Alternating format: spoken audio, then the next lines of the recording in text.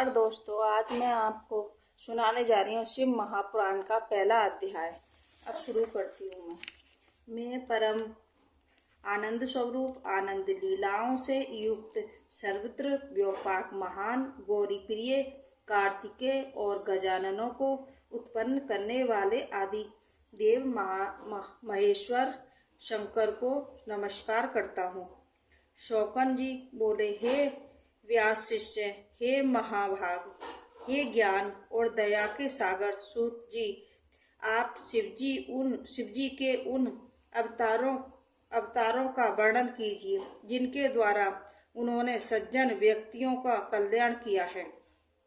सूत जी बोले, हे मुने, हे शौनक, मैं शिवजी में मन लगाकर और इंद्रियों को वश में करके भक्ति पूर्वक शिवजी के अवतारों का वर्णन आप महर्षियों से कर रहा हूँ। आप सुनिए।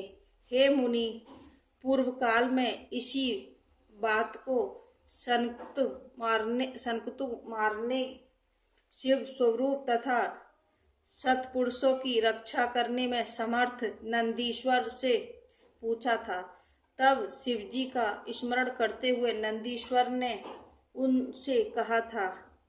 नंदीश्वर बोले, हे सनत कुमार, सर्वव्यापक तथा सर्वेश्वर शंकर के विविध कल्पों में यद्यपि असंख्य अवतार हुए हैं, फिर भी मैं अपनी बुद्धि के अनुसार यहाँ पर उनका वर्णन कर रहा हूँ।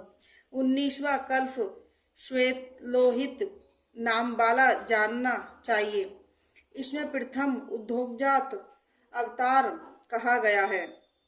उस कल्प में जब ब्रह्मा जी परम ब्रह्म के ध्यान में अवस्थित थे, उसी समय उनसे शिखा से युक्त श्वेत और लोहित वर्ण वाला एक कुमार उत्पन्न हुआ।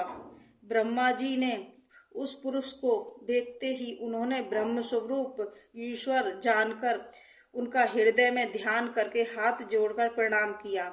उनको सद्योजात शिव समझकर वे भुवनेश्वर अत्यंत हर्षित हुए और बार बार सद्बुद्धि पूर्वक परम स्वरूप उन पुरुष का चिंतन करने लगे। उसके बाद ब्रह्मा के पुण्य ध्यान करने पर श्वेतवर्ण यशस्वी परम ज्ञानी और पर ब्रह्म स्वरूप वाले अनेक कुमार उत्पन्न हुए। उनके नाम सुनंद, नंदन, विश्वनंदन और उपनंदन थे। ये सभी महात्मा उनके शिष्य हुए। उनके द्वारा ये संपूर्ण ब्रह्मलोक समावृत है। उन्हीं सद्योजात नामक परमेश्वर शिवजी ने प्रसन्न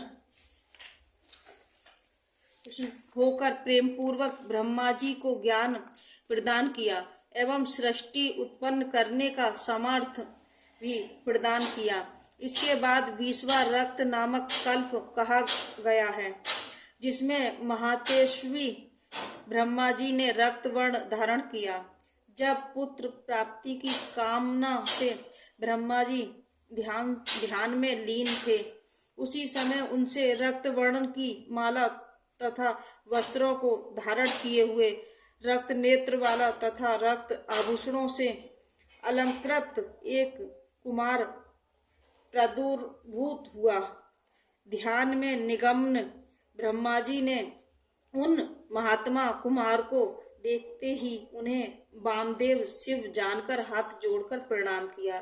तदुपरांत उनसे लाल वस्त्र धारण किए हुए विरजा, विवाह, विशोक और विश्वभावक नामक 4 पुत्र उत्पन्न हुए।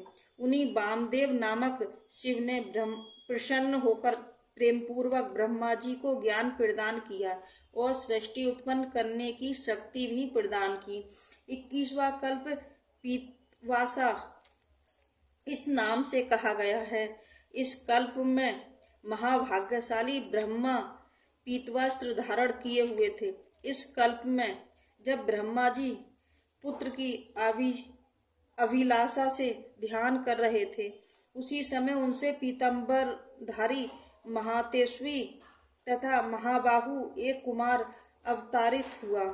उस कुमार को देखते ही ध्यानपूर्वक ब्रह्मा ने उन्हें तत्पुरुष शिव जानकर प्रणाम किया और शुद्ध बुद्धि से वे शिव गायत्री तत्पुरुषाय ब्रह्मणे महादेश महादेवाय धीमहि का जप करने लगे।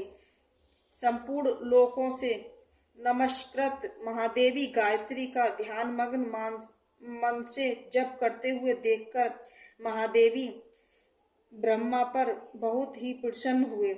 उनके बाद ब्रह्मा जी के पार्श्व भाग से पीतंबरधारी अनेक दिव्य कुमार उत्पन्न हुए। वे सभी कुमार योग मार्ग के प्रवर्तक के रूप में प्रसिद्ध हुए। तदनंतर ब्रह्मा जी के पीतवासा नामक कल्प के व्यतीत हो जाने के पश्चात शिव नामक एक अन्य कल्प प्रारंभ हुआ। उस कल्प के 1000 दिव्य वर्ष बीतने पर सारा जगत जल में था। उस समय ब्रह्मा जी प्रजाओं की सृष्टि करने के विचार से समस्त जगत को जल में देखकर दुखी होकर सोचने लगे। उसी समय महातेजस्वी ब्रह्मा ने कृष्ण वर्ण वाले महापराक्रमी तथा अपने तेज से दीप्त एक कुमार को उत्पन्न हुआ देखा, जो काला वस्त्र, काली पगड़ी, काले रंग का यज्ञोपवीत कृष्णवर्ग का मुकुट तथा कृष्णवर्ग के सुगंधित चंदन का अनुलेप धारण किए हुए था।